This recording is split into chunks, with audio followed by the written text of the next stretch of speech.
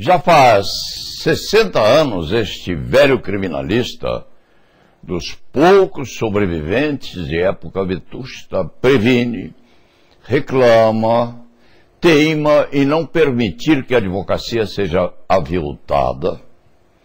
Chega a insultar às vezes um ou outro ministro responsável pelas linhas mestras da educação no país, estendendo o vitupério ao respectivo Conselho Nacional e órgãos correlatos, testando e tentando, inclusive, ser processado por um ou outro injustiçado dito inocente. Mas não o consegue, não. A enxurrada de faculdades de direito deste enlameado, apodrecida tal enxurrada pelas intenções imorais de alguns, numa apoteose mefítica cujo odor contagia mesmo um ou outro expoente, cândido, mas quieto, quiçá, para não se perder no isolamento. O escriba, aliás, anotou um por um, até certo ponto, os ministros responsáveis pelo descalabro. Não os perdoa, não.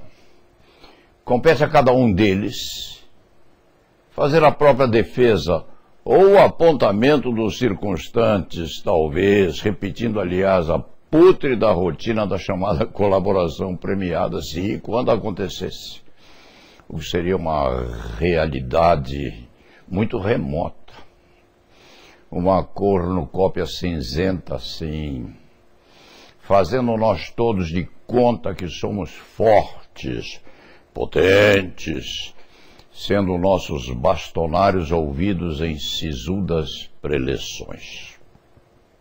Lá em Brasília, no Conselho Nacional de Justiça, uma advogada, relatora de pretensão a que se cumpra a lei federal em pleno vigor, significativa do direito de falar sentado, brinca conosco, irônica certamente, acentuando que tal direito nos é garantido, pois temos lugar diferenciado na plateia, veja-se só.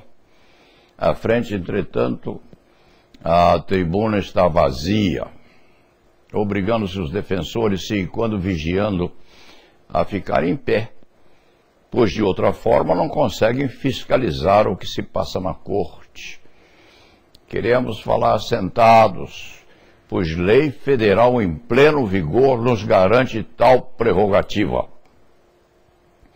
Nossos bastonários a seu turno são eles próprios postos em posição de sentido, enquanto postulam direitos da própria classe num tácito reconhecimento de inferioridade em relação ao Ministério Público, cujo representante se põe comodamente sentado ao lado da presidência.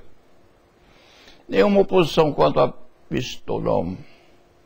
A dignidade daquela instituição o recomenda, mas a lei nos garante igualdade.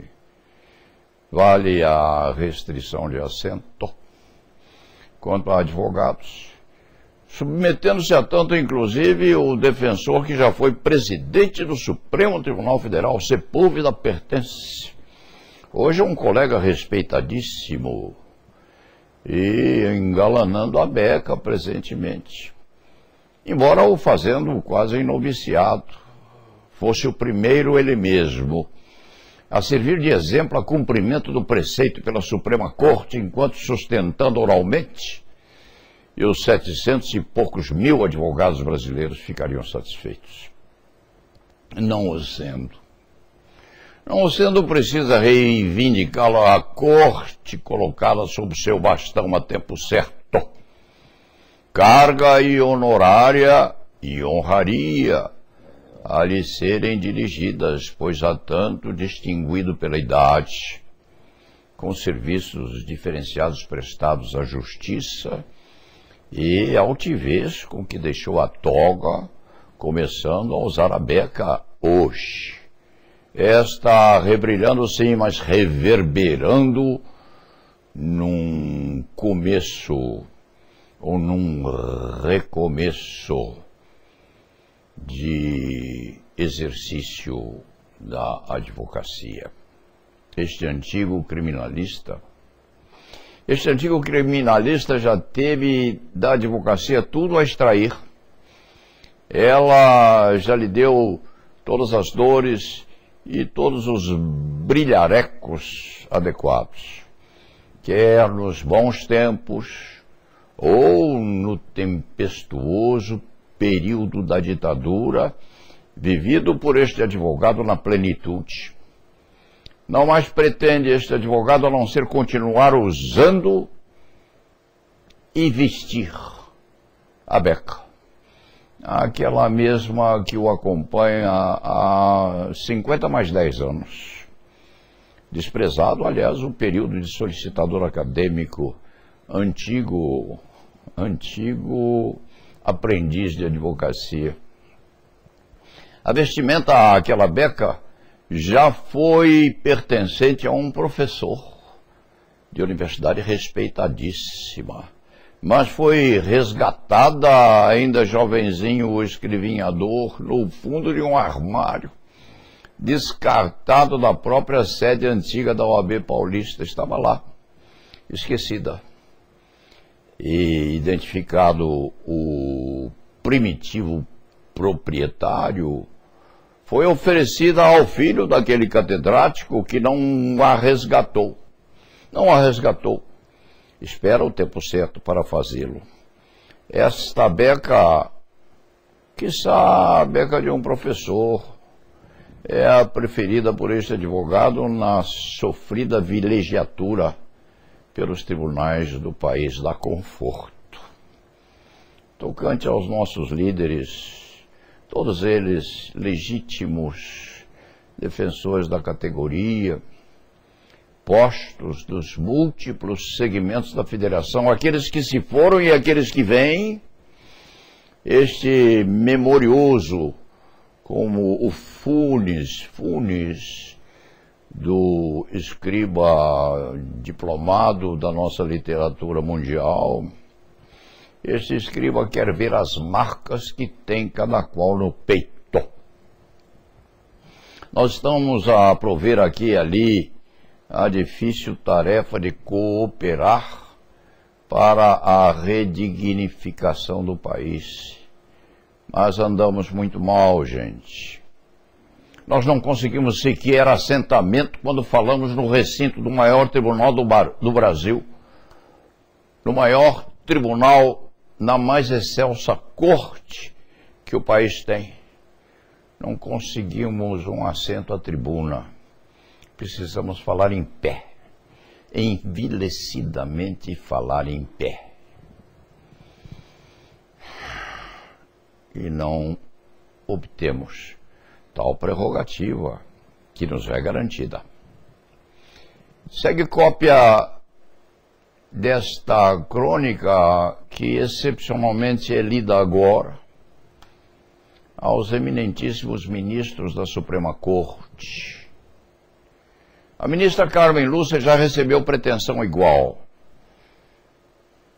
Já houve protocolamento de uma reivindicação assemelhada.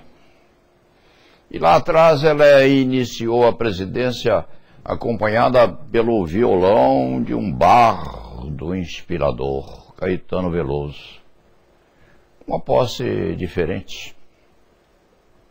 Encerre a eminente ministra Carmen Lúcia, dando-nos o cumprimento da prerrogativa. Ofereça-nos aquilo a que nós temos direito, a despedida. E se não o fizer, faça o ministro Toffoli, também advindo da advocacia, nosso confrade, portanto, e respeitador dos direitos que a beca lhe trouxe antes de ministro ser. Correspondendo ao escriba, tem a prerrogativa do mais idoso. É aquele que viveu mais.